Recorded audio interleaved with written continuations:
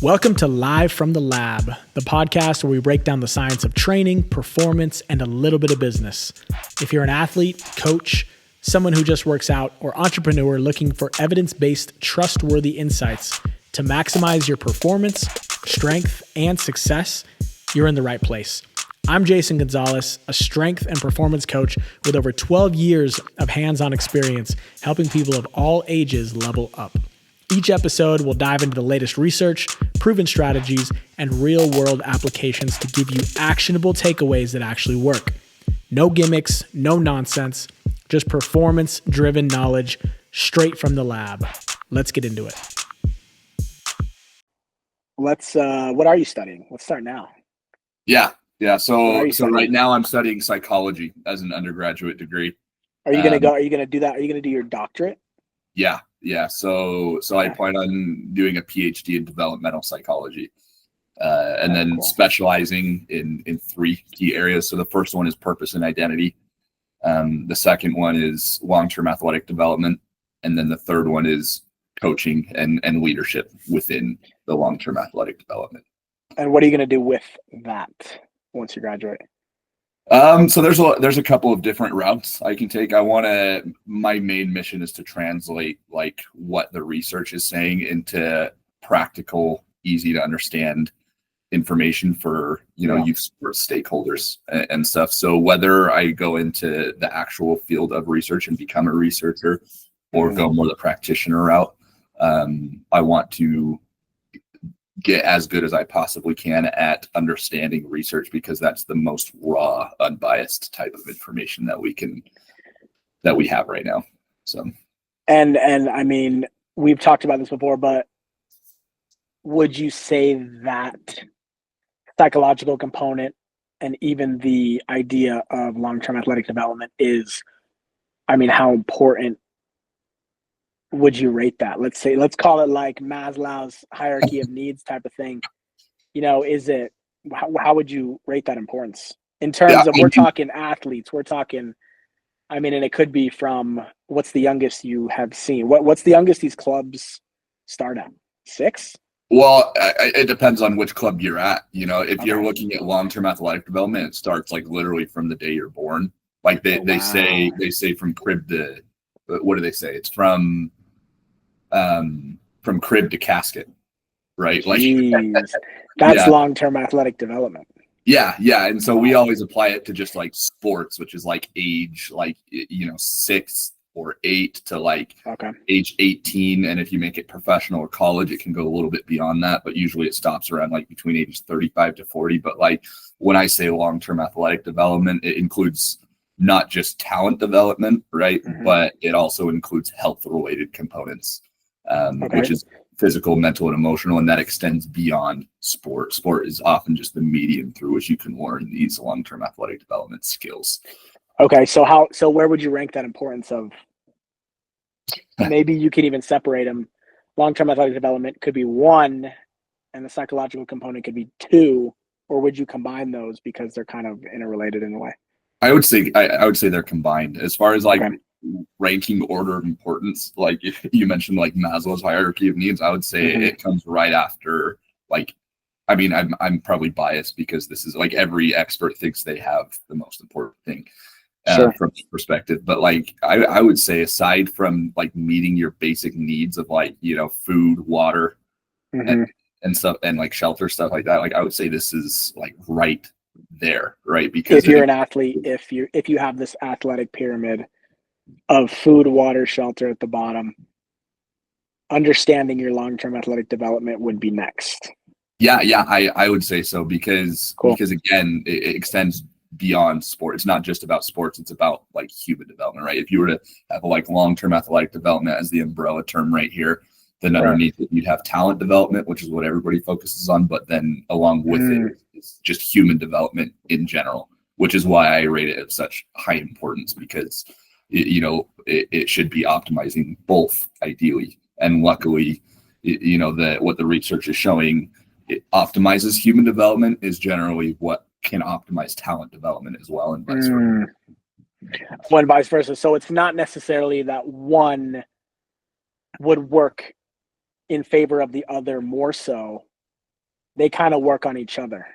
Yeah, exactly. Okay. Right. Which is, I feel like there's a big disconnect as far as just like, what's actually being practiced in youth sports right now. I think I think if you ask somebody, if you have a conversation with somebody, they'll never say it. But when you look at the behaviors of, coaches and the adults managing the experience for youth athletes, like it's very apparent that like talent development is often prioritized more than the human development piece by like, focusing on things more like winning as opposed to like the development.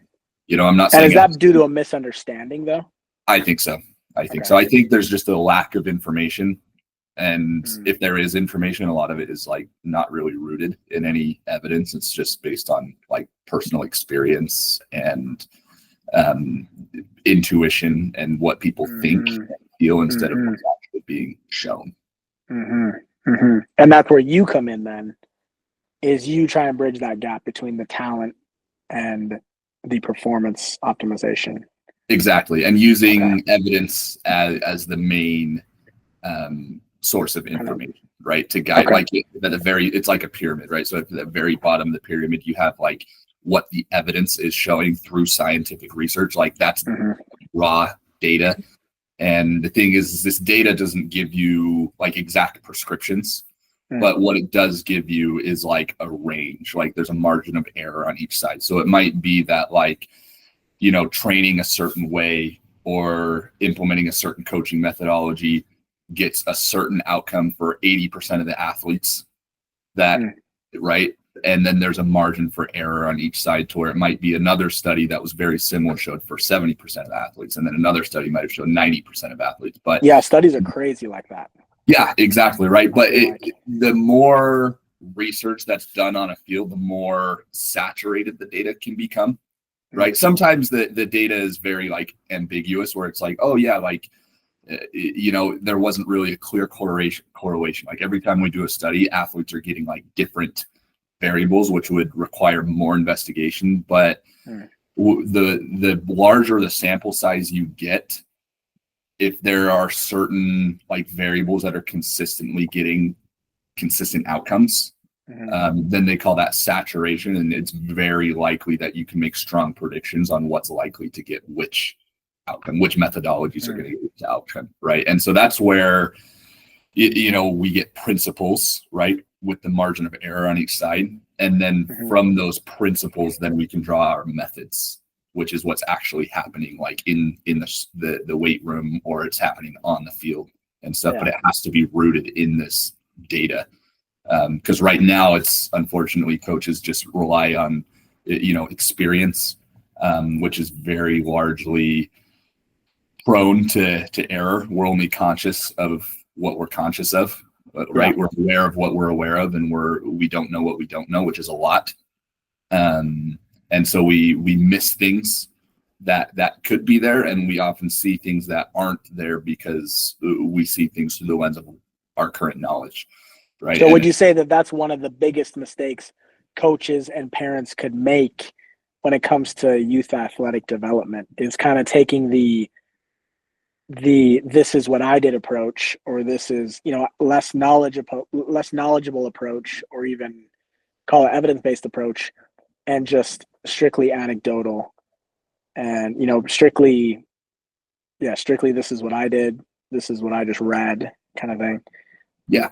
I would say 100%. And I think that's where a lot of the very well-intentioned actual like methodologies come in, but misinformed. Right. Because not only is our personal experience like very prone to like biases and missing things and seeing things that aren't there. Right. But I was a part of like a coaching education workshop with this guy named Raymond Verheyen. He's from the Netherlands, which is kind of like the gold standard for like soccer player development in the world. Right. And he was very influential within the Dutch youth system and even at the national team level. And so he came to Utah. And that was like, he spent 45 minutes, his introduction, simply talking about this. Right. And so he basically talks about how just because a coach likes something, or just because a coach thinks that something worked, like doesn't necessarily make it true, which is where the evidence comes in, right? Like the evidence is science is supposed to test our assumptions to see if they're actually hold up when systematically tested. And sometimes they are, and sometimes they're not. And so he gave the example where he's like, if you were to go back 50 years, right? So it's 2025. So if you were to go back to 1975 and watch the best coach in the world, you'd probably laugh at his methodologies, right? Because they would be outdated, or because they would be they're outdated. Okay, we have so much more knowledge today, right? And so, but that guy has a lot more experience than you do. Sure. Right. And if you so what would you trust in that case, or how would you navigate that, going with that coach that, say, has 50 years experience but lack of current evidence, or current evidence with maybe even a quarter, like a 10-year experience? I think that's what I'm trying to navigate right now. And unfortunately, when, like I said, like the science, right, and I'm in psychology, it's supposed to test the empirical basis of like common knowledge, right? So since you're a strength coach, like one of the biggest things is like static stretching, right? Like which is this perpetuated myth that is like widespread. Like if you want to reduce injury, like everybody's like, oh, stretch. If you are about to pull muscle, oh, stretch. If you want to warm up, stretch. If you want to cool down, stretch. Right. And so like a lot of people think static stretching is this great thing, but then research comes in and shows, like it tests it without bias into any, and it shows no, stretching does none of those things. Like, unfortunately, when the evidence goes against what we currently believe, it's rejected a lot of the times. Right. And I could get into the psychology of that a lot, because it creates a lot of, like, it's called cognitive dissonance, right? Which is an uncomfortable feeling because we all like to be right. Sure. So a lot of it is, appealing to people's emotions before we appeal to their logic, appeal to their logic. Which is a very tricky thing to do, especially when people feel very strongly about their current methodologies, even if it's not what the evidence is showing, or even if it's going against, especially if it's going against what the evidence is showing. Right. Okay. So you're currently with Celtic. Yeah, Utah Celtic. Which is, how would they rank up as far as size in Utah for a club? They're definitely one of the larger clubs. They're the largest club in Utah County. We have about 1,000 youth soccer players from ages 8 to 18. We have about just over 60 coaches. So pretty large. It's large, yeah. And then tell me about this other soccer ability that you have going on. So soccer is that going to be your focus? That's the sport of soccer when it comes to your research or your schooling or your application? Is it going to be mainly soccer, or across all sports? Yes and no. Okay. I guess, soccer is obviously what I grew up playing. It's what I'm interested in, and I feel like it's where I have the most influence as well. It's where I have the most connection. So, like, naturally, I think a lot of my research is going to be in that area. Sure. But it might transfer to other what's sports. It might transfer to other sports. So that's what I was going to say is this as a strength trainer, like strength is strength, regardless of whether you're a soccer player, a softball player, a basketball player, a football player. And so the foundations are usually more similar than they are different. It's the same thing with long-term athletic development. So I definitely want it to be sport general because the principles are very similar. It's only when you get into like the very specific details, especially at older ages and the higher level of sport you get, that things start to change a little bit. Okay. So soccer ability is going to be what? Soccer ability is going to be soccer specific. So soccer ability is essentially a company I'm starting, and the goal is to disseminate scientific evidence in easy to understand and actionable language for youth soccer stakeholders. So that's the players, the parents, the coaches, and the administrators. And so I call it the science of soccer, right? Because again, like if I were to just come and be like, this is my philosophy, I played Division I college soccer, I played semi-professionally, right? Then all of a sudden it's my philosophy pitted against just other people's philosophies. Right. I really want to get into like, well, what is the data actually showing, and what claims or what can we draw from the data to inform long-term athletic development within soccer, whether it's parent education, whether it's skills training, strength and conditioning, psychological performance, honestly, anything related to long-term athletic development within soccer. Cool. So soccer specifically, other sports kind of are year-round also, but soccer is, I would say, a very year-round sport now that you have club and high school. It's very rare that they're going to have an off season. Is what I mean by year-round. So, what is your take, or even what does the research say on early sports specialization? And is it harmful? Is it necessary to reach an elite level, even, college play, pro play? How, is it harmful, or is it necessary to specialize in one sport? Yeah, I have age? a lot to say about this, because this is an integral part of long-term athletic development, right? Yeah. And it's becoming more and more present. The more professional sports is televised, and the more commercial professional sports becomes, the more that bleeds into like youth athlete training. And so now we're getting this like push for kids to be treated like professionals at like very young ages, like 9, 10, 11 years old. And what the research is showing is like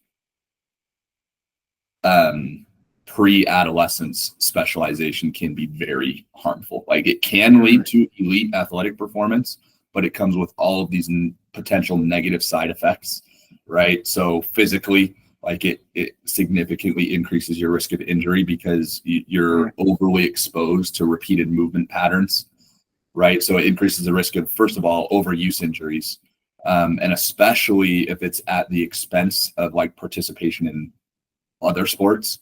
Then if you're only exposed repeatedly to one set of movement patterns, it's been shown that like once you get into what's called the specialization years, which is like adolescence, you're a lot more likely, like more than twice as likely to have a career-ending injury, because if you move outside of those movement patterns, it's likely that you're going to get injured, right? If you've never trained it. Psychologically, it's a very similar story, right? Like the research is like so clear. Like I said, like when there's saturation in an area, like it's pretty unambiguous right now what the research is showing with sports psychology and like mental health and stuff. Like intrinsic motivation is crucial to psychologically healthy performance development, right? Like kids should want to do things because they genuinely want to do it, and they're given the autonomy to do it on their own. And so what early sports specialization does is it pushes kids to move quicker than like their human development will allow. And it causes them to miss these developmental markers, one of them being the type of motivation that these kids are developing, right? If they're cognitively not able to understand a concept, for example, that a coach is trying to teach them, and he's pushing them to like specialize early and treating them like professional, right? Then that kid is going to feel this like kind of tension where it's like, oh, I don't understand what you're saying, but you're saying I should, right? And so the motivation turns from intrinsic in nature to extrinsic in nature. And it's still motivation. The kid is still going to push to perform, and they might see a lot of rapid results and stuff, but external motivation is unsustainable motivation, right? So then fast forward 10 years, this 9-year-old kid is 19. They're going to be a lot less resilient, right? They're going to be a lot less, they're going to have lower levels of perseverance, lower levels of grit, because that motivation from such a young age has been extrinsic in nature. And then their self-worth is likely going to be tied to their performance, because it becomes so performance-based so early, which again misses these developmental markers that the research is showing is crucial. So you perform poorly, you're going to think poorly of yourself. Exactly. So what would be some how would you push more intrinsic motivation on a young athlete? You know, like let's take my daughter for example, who's 10 and she's a gymnast or she does gymnastics. Um, and I mean, what would you use from like a psychological component of, oh, she did poorly at a meet without making her feel bad or sad about herself? How would you go about that or reroute a better motivation or, you know, oh, you did a good job. I could tell how hard you worked. I could tell, you know, those things. Yeah, well, I think you just said one thing, right? It's more about the process, things like effort, for example, than it is outcome. You know, and because success during these ages, like pre-adolescent, is not at all indicative of success later in an athlete's career. Like the research is clearly showing that it's like a 0% correlation.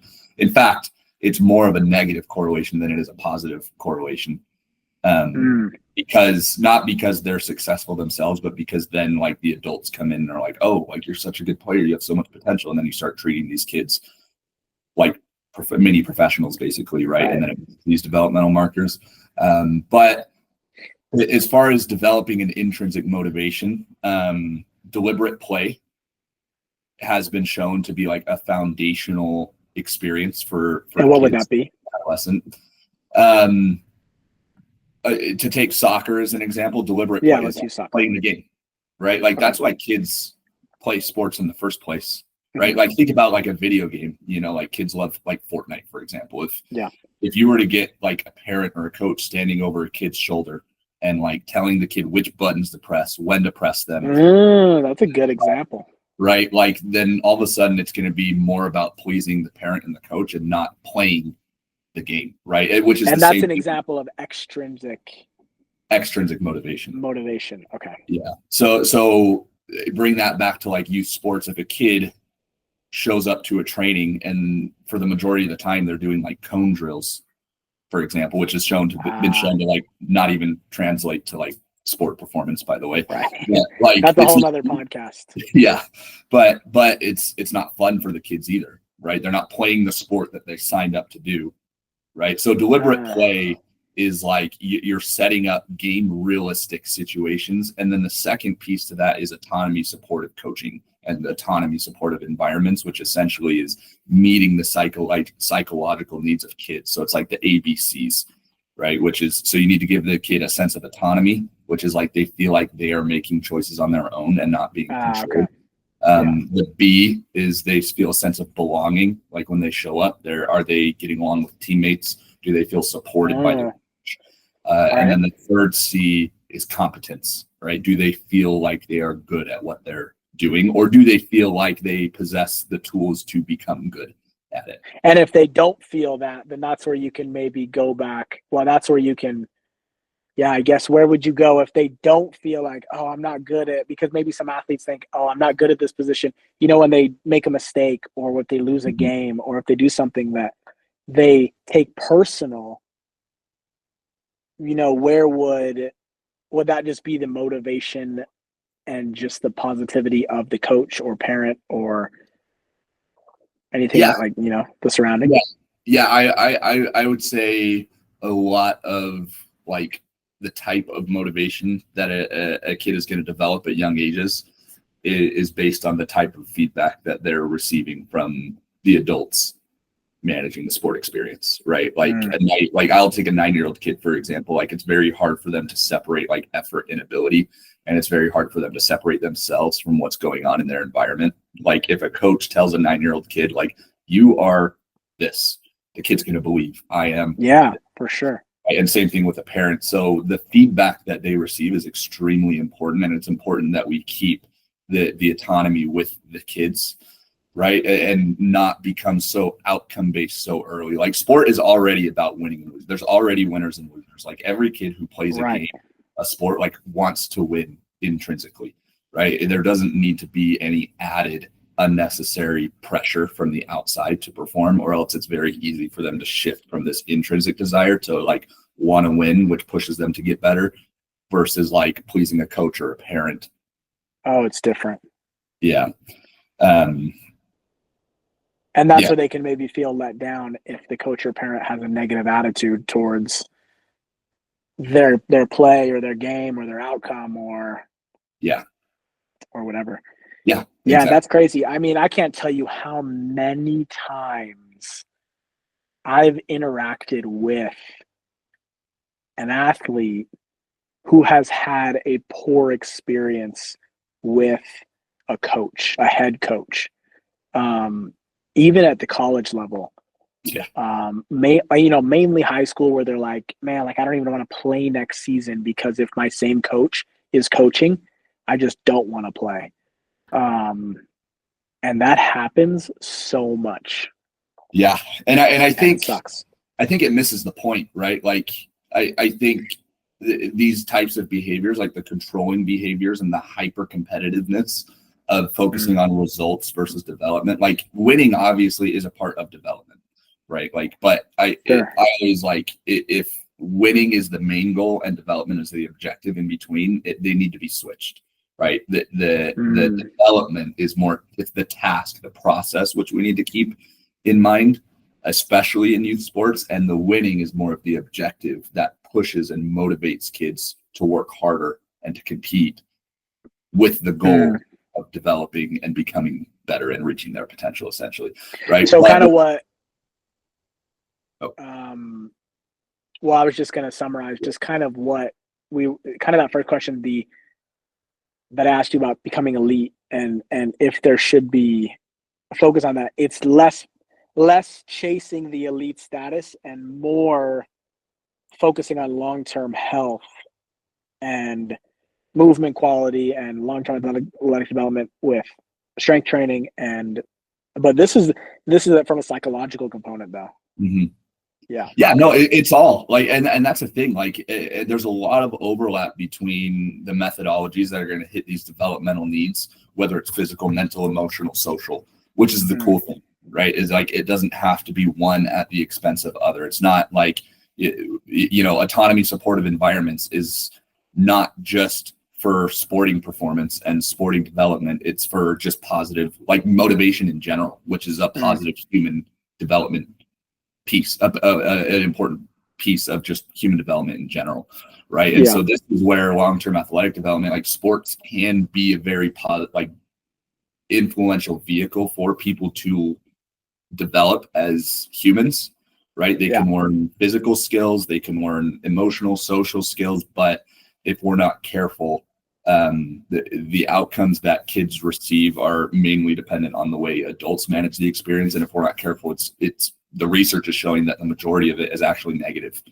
right now. And I'm like a walking example, which is why I'm so passionate about this, right? Is I'm like, when I'm looking back through the frameworks of the research and stuff, I'm like, oh yeah, that's a negative outcome I got through sports. Oh really? So you yourself have experienced negative outcome in sports, whether that's mainly through coaches or I would say all of the above, right? Like I specialized early. I had never played another organized sport besides soccer. Like from the time I was 8 years old, I was like, by 16 years old, I'm going to be professional, right? And the only reason I'm playing college is so that I can make the jump to professional. And I did everything I possibly could in order to be professional. Like I moved away from home when I was 15 to play for a professional soccer academy. Wow.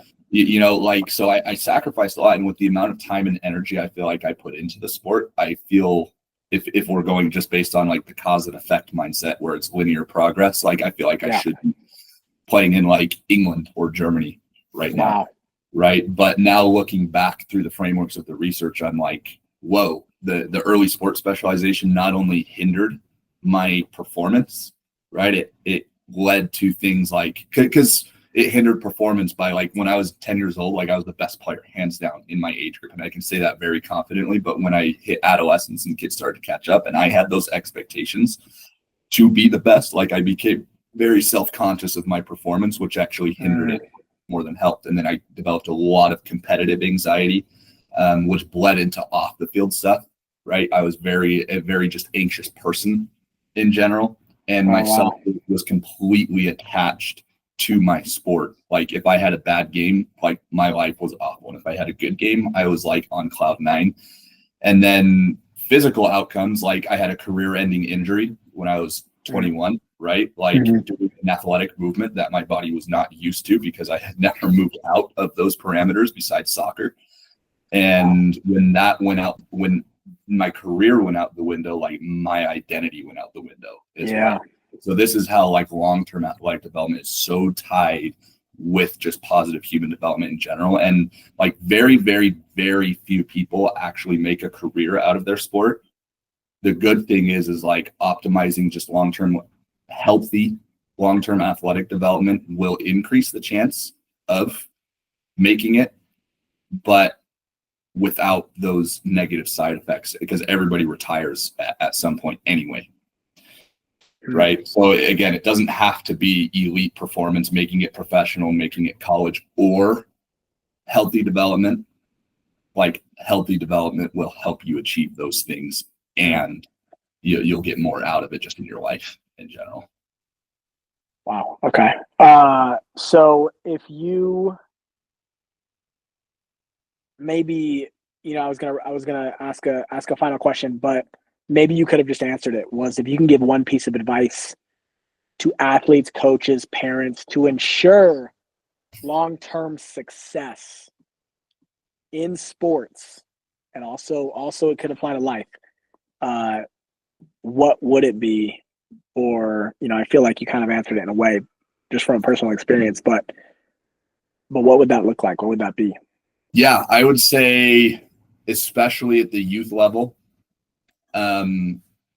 it's more about hitting the developmental markers and focusing on the process and not the outcome. Right? Like, so what would be an example of those developmental markers? Yeah. So, I mean, I could pull up a sheet that I've been creating comparing all the different long-term athletic development models, but there's three things to consider. There's your age, like chronological age, like age 8, 9, 10. There's training age, right? You're going to train somebody who's just entering the sport differently, right, than somebody who's been in the sport for 5 years. And then there's biological age, which is like, is somebody maturing faster or slower? Right? So those things are to take in consideration as well, which will influence like these milestones, so to say. But I would say between the ages of like 2 to 7, it's like purely recreational, right? Participation based, like you're investing you would never teach a toddler, to walk a specific way. You just kind of let them explore, right? So exploration during the first 2 to 7 years of somebody's life, ages 8 to 12, called the sampling years, right? Build a breadth of skills, fundamental movement skills, intrinsic motivation through things like deliberate play, autonomy, supportive environments, and sampling. During the specialization years, which is like adolescence, right? That's when you can choose to specialize in a sport and kind of remove all the negative side effects. And that's where you can introduce more of the deliberate practice, right? That's been so widespread. That's when it's more appropriate to, start to focus a little bit more on performance. And then 16 years of age tends to be the magic number, where it's like, if you choose to go and want to play in college or professional, like that's when it's more appropriate for the adult centric, or not adult centric, but like it's more appropriate to start treating youth athletes more like adults, because you're preparing them to make the jump. But before that, like, you're going to miss all of these developmental markers. So again, to kind of wrap up, like, focus on the process, hitting developmental markers, not just winning. In fact, like chasing the contract can actually take you away from the process. Chasing the contract. Yeah. Yeah. So the quote that I like to use, and it's from a book called The Monk Who Sold His Ferrari, is if you have one eye on I have that book actually. Yeah. If you have one eye on the destination, it only leaves one eye to get you there. Right. So have both eyes on the process. And it might not lead to winning at the young ages, but that's not the important thing. Right. Because when they develop, then they'll learn so much more. That's cool. Well, I mean, Celtic's lucky to have you and implement just this stuff, all this psychological stuff. And I assume you're kind of training that stuff or teaching that stuff to the coaches. Yes, like that's the whole entire. Okay. Education. Wow, that's cool. Well, yeah, this is super important and very, very not looked at or looked over. And I feel like once you implement this with Celtic, other teams or clubs or whatever are going to start wanting to implement it because they're going to see the importance of it. Yeah. And there was so much more that we could have talked about on this as well. Yeah.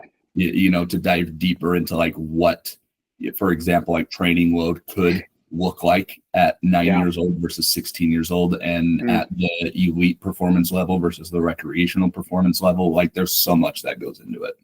Yeah. Well, that's when we'll have you. That's when we'll do another one. Yeah. And a part 2 on that. But it's really good to get a almost doctor, opinion on all this. Yeah, and that's the other thing is all I feel like I'm doing is presenting the evidence as it comes to me. Right. So like I could be missing something, I could be misinterpreting data. I'm always open to the fact that I might be, but as long as there's data to support claims, sure. Right? Like I think that needs to be a culture shift instead of just going based off of I think and I feel. Yeah, 100%. Well, we'll do a part 2. We'll dive a little bit more into those other, what training would look like with a 6-year-old versus a 16-year-old. Even the developmental stages would be kind of cool. But you should put out more infographics and more info on all of this. Yeah, and I do plan on doing that through Soccer Ability. I already have like a couple of blogs. I plan on starting a podcast and then hopefully some training programs and coaching to go along with it. Yeah, good. And what's the website? It's Soccer Ability, all one word, right? The word soccer ability smashed together.com. Cool. And does it have a Instagram, or do you have an Instagram? So the Instagram is again Soccer Ability, all one word _US. Okay, cool. Just so you can spread to the UK at some point. Yeah, and Germany. Soccer Ability _UK. Okay. UK, and Germany. And Germany. Canada. Right. Yeah. Global. I want the reach to be global because soccer is like the global sport and stuff. Oh, 100%. Yeah. And you're doing something huge. So I'm excited to see where it goes. Thanks. Cool. Thanks for the info. Thanks for the content. Yeah. Thanks for having me. Yeah.